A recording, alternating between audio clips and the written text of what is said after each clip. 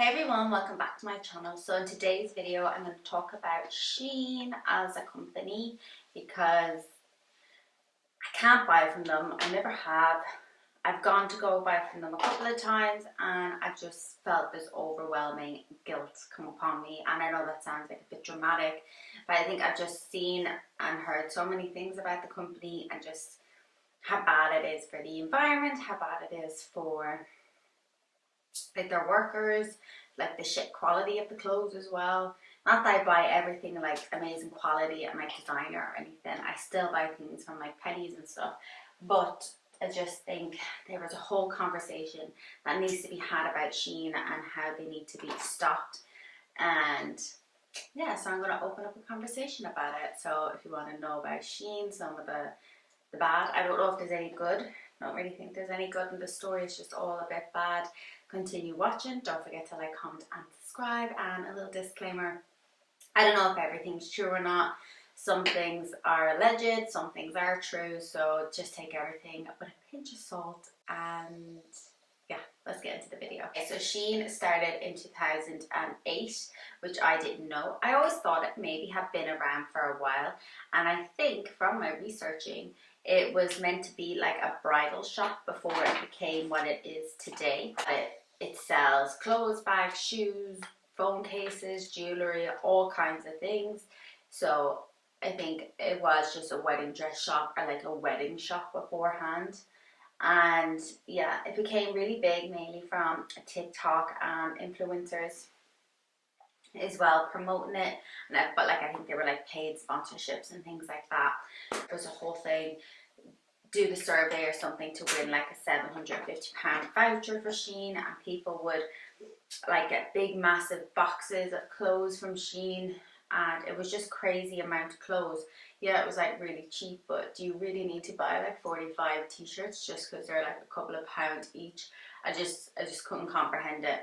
And although it probably is a good option for lots of people, it still really confuses me how big it's actually got, considering how bad quality the clothes is. Because I'm not being funny, sometimes I'm with someone, they're like, oh, I got this top from SHEIN, or I got this dress from SHEIN, and all I can think is it looks so cheap, it looks so bad, the quality looks bad. I feel like everything is a little bit see-through that I've seen on people, and yeah, there has been some good stuff, but yeah, I just think the quality just looked extremely crap.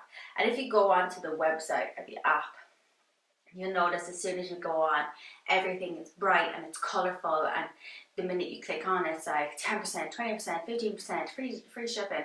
You just get loads of these things to sign up to get these like offers and stuff. And it's became so big actually they've out-downloaded Amazon.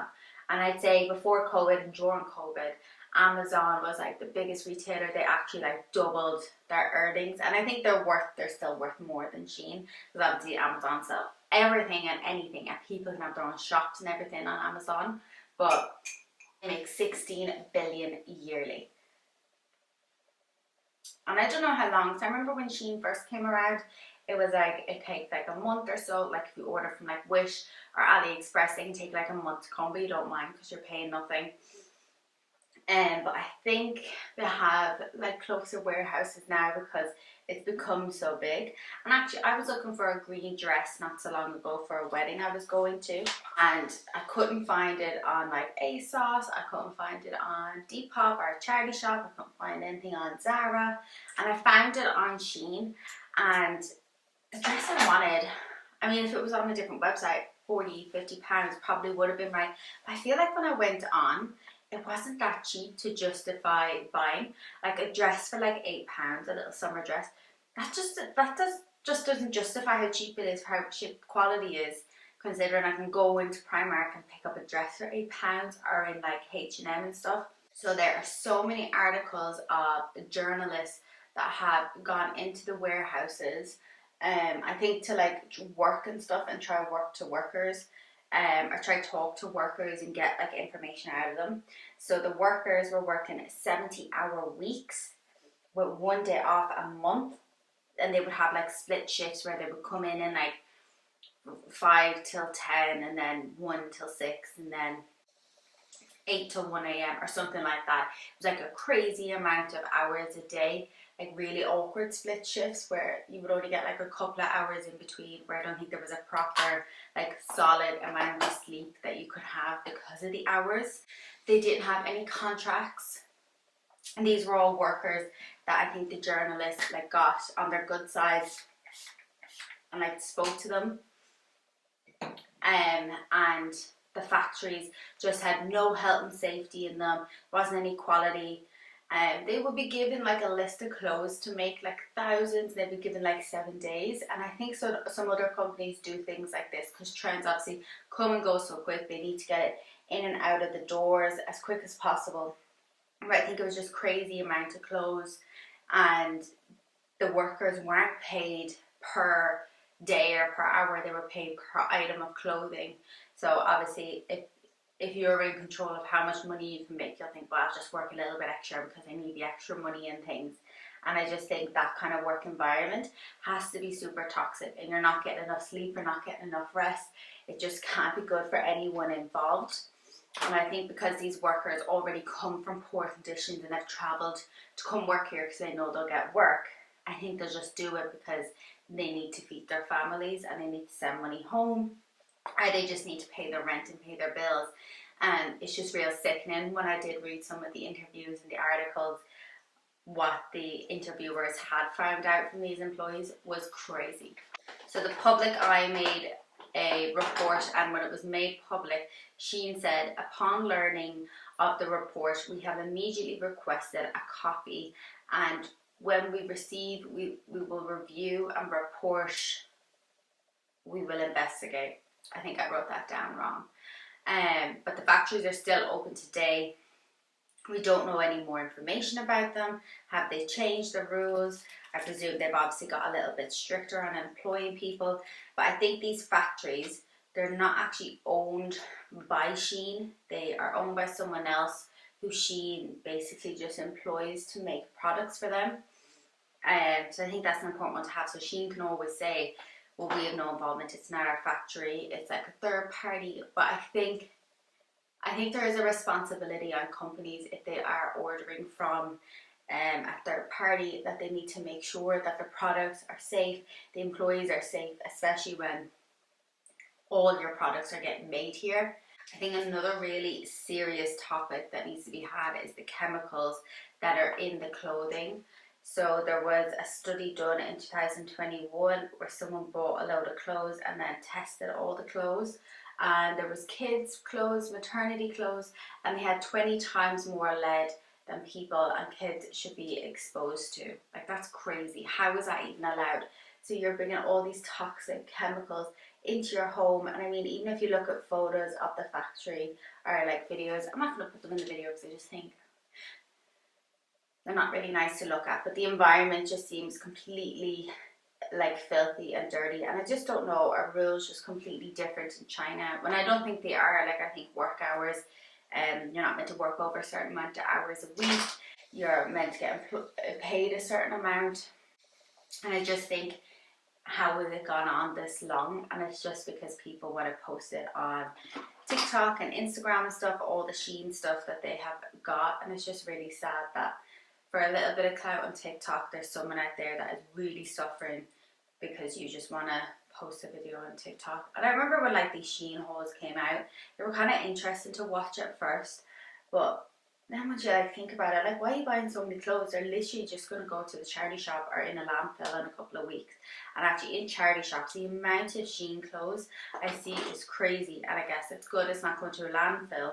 But you've wore that once, maybe someone else can wear it once or twice, and then it's like gone to crap. And yeah, you can turn it into like rags and like cloths and stuff, but I still think there's a limit, there's a limit on the amount of times that you can reuse an item of clothing before it has to get thrown out. I also think, and I will say this, that a lot of companies out there do greenwash. I want to do a whole video on greenwashing because I think it's just unfair that it's let down to the consumer, because at the same time, SHEIN is really inclusive for like sizing, for price. So I think for the majority of people in the world, I'm not saying that I can afford the best clothes. I still buy a majority of my clothes from charity shops and Primark and things. But I just think they do offer something that most other brands don't, and that's inclusivity. And I think it's just really sad that this is where people have to turn to get their clothes. If they're plus size, if they're petite, if they're like really tall, because SHEIN have absolutely everything on their website, and it's just crazy. But it's just so crazy how bad it is for the environment, just when you see all the clothes and the amount of plastic that's used and everything. I understand the whole hygiene side of things, but there's a part of me that just wants to. Okay, the next topic is about the designs.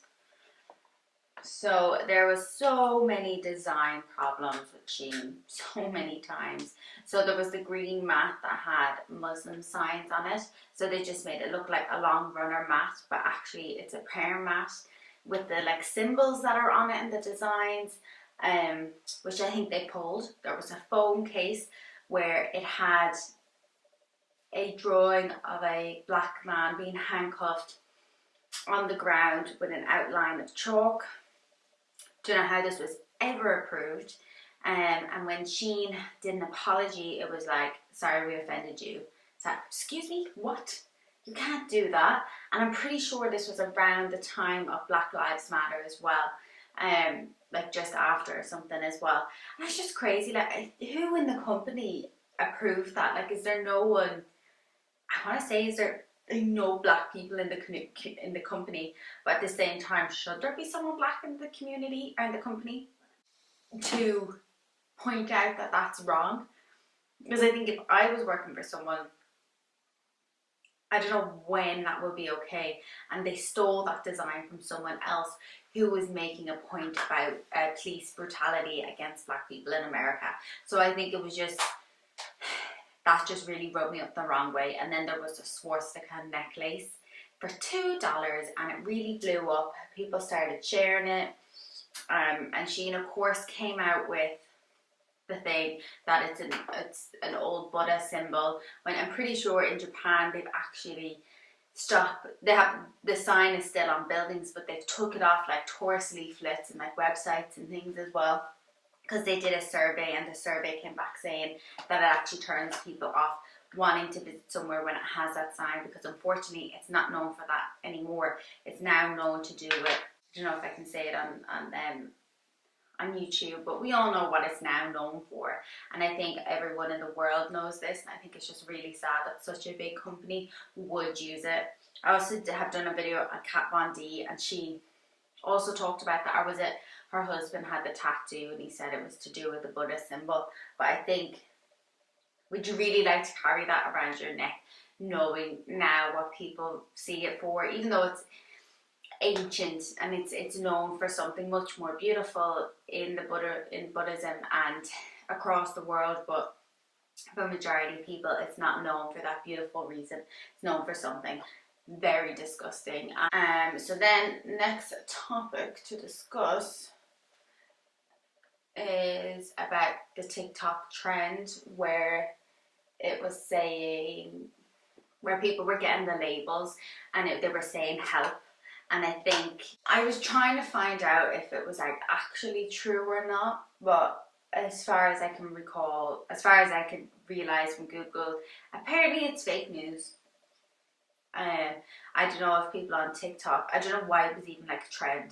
And I remember whenever a video came up on my For You, I remember when the first one came up, I was like, oh my god, that's awful. I hope someone sees this and sorts it out. But then when I kept seeing videos and videos and videos, it was like people were purposely looking for it. But then if you go on to like their Instagram or like their TikTok, pretty sure they've done a SHEIN haul since, so it didn't really stop anyone from buying from the company, even if their clothes did have a help me sign on it, which rubbed me up the wrong way as well, because I was like, oh, so literally you're just sharing that it had that on it, or if it did or didn't, just to get some clout and some likes, and there wasn't even any consideration into if that is a serious help sign. Why would you buy from the company again? I'm not perfect in any way. I buy from companies that I'm pretty sure are bad. Like I buy Nike, and I know there was a whole thing about Nike underpaying their employees and the amount of money they make, and then they came out saying that they wanted to pay the employees more, but the laws in the country or something, they weren't allowed. So I think it's just we all do it, but But when it's done in that kind of way, it just kind of makes me feel some sort of way as well. And I think just going back to the whole environment side of things, just like how SHEIN has gotten away for so long with messing with the environment.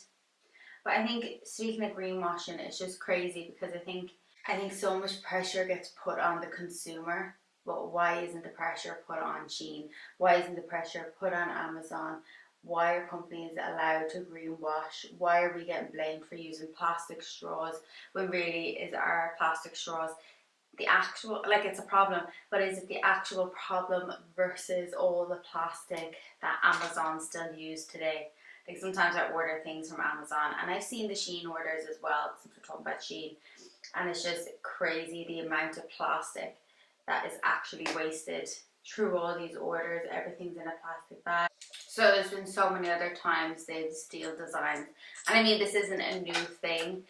I don't know if people remember Kim Kardashian's black dress, and it was like very like open and revealing, but apparently like the day after something, it was like posted onto like Misguided Boohoo or something, and she came out with a post saying that basically she was going to sue the company that did it because she spent months designing this. And I think if a celebrity does wear something that's becoming on trend, she want that on their website in the next couple of days. So that's when the pressure goes on the factories, because they are so inclusive, which is good but bad, because the factories, they don't just have to make a couple of sizes, they need to make all sizes, all ranges. And if they make a certain dress, they want the top, they want skirts, they want everything with this pattern on it, and I just think it's really sad. There was a Doc Marten where they used the original Doc Marten photo to promote it, and then there was like the Levi ones. Are people actually going to stop shopping at SHEIN? I don't know. All I know is I've never done it. I don't think I can do it, because just researching this, there was so much more, and I've just kind of put in a few points just into the video, because if I put everything in, it will be stupidly long, because they are a stupid company. If you're going to buy from them, just be wary. They're a shit company, and you shouldn't really buy from them. I think at the same time, I don't mean to laugh, because I know sometimes it's the only option if you have like a family with like 4 kids. Maybe SHEIN is the best option, but again, there's like Vinted, there's Depop, there's charity shops. I mean, SHEIN's quality is just as shit as someone's old top that they've already wore 20 times. Let's get real. So that's where I'm going to end today's video. I hope you enjoyed it. Let me know in the comments below what you think, or if there is any ideas of topics you want me to talk about, and I'll see you in my next video.